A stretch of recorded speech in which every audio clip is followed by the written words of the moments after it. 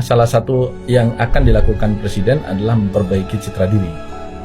Karena kan tadi ini pola Mas. Ini pola nggak? Ini pola ya, karena beliau kan citra dirinya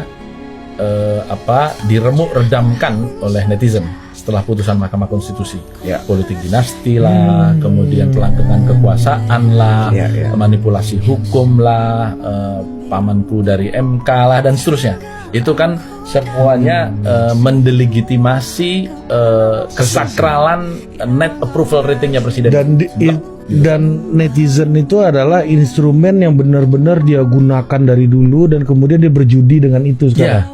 Dan ketika itu berbalik kan dahsyat. Rasanya tuh luas banget begitu ya. Oke, maju di sini loh. Jadi kan turun nih sekarang, jebret.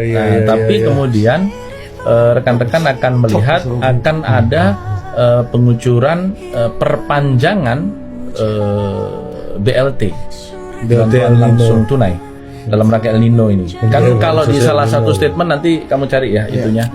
Saya rasa Pak Erlangga keceplosan tuh karena APBN-nya tuh sebenarnya cuma sampai bulan November 2023. Tapi di situ Pak Erlangga menyampaikan atas perintah langsung Bapak Presiden secara khusus minta diperpanjang sampai dengan Desember.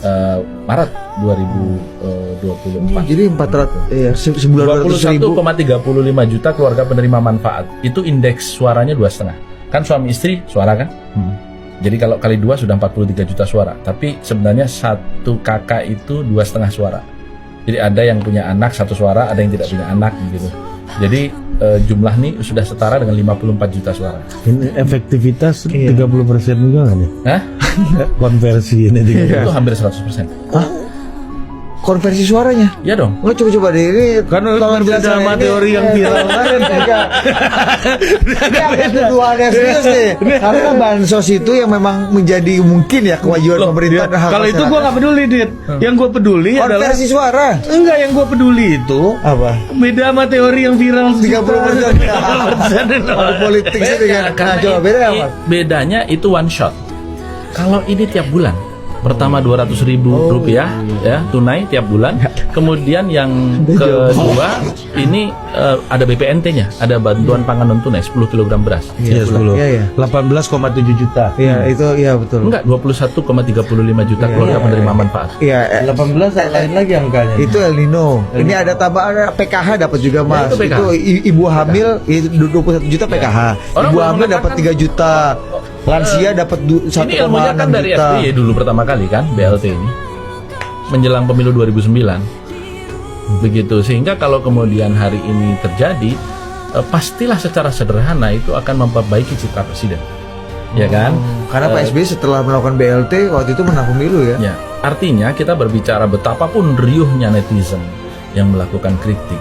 Ingat, orang kayak kita nih, kayak kalian nih, itu cuma 11,9% atau 12% dari pemilih, ya.